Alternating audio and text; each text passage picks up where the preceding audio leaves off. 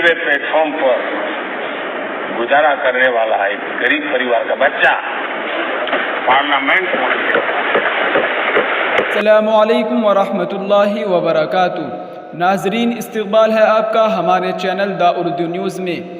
लोकसभा के इजलास में आज कार्रवाई शुरू होते ही स्पीकर ओम बिरला ने G20 के कामयाब इनेकाद पर मरकज़ी हुकूमत को मुबारकबाद दी। स्पीकर ओम बिरला ने कहा कि मुल्क को G20 की कामयाबी पर फ़ख्र है।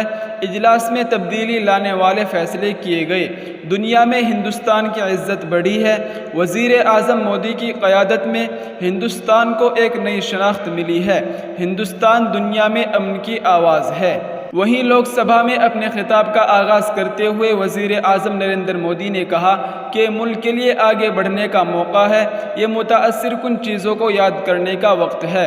हिंदुस्तान की रगों में जमहूरियत है। पुरानी इमारत भी तरगीब देगी। पार्लियामेंट में लगा पसीना मेरे मुल्क का है। हम मुताअस्सिर कुन लम्हात को याद करके रुखसत ले रहे हैं।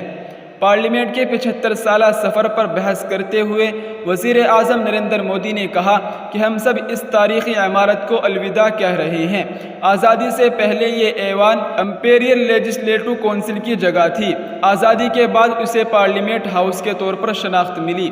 यह सच है कि इस इमारत की तामीर का फ़ैसला गैर मुल्की हुक्मरानों ने किया था, लेकिन हम कभी भूल नहीं सकते और फ़ख्र से कह सकते हैं कि इसकी तामीर में जो मेहनत और पसीना लगा वो मेरे हमवतनों का था।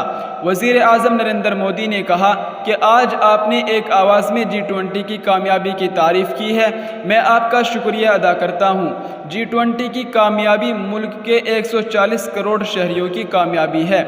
यह हिंदुस्तान की कामयाबी है, किसी एक शख्स या किसी एक पार्टी की नहीं। यह हम सभी के लिए जश्न का मामला है।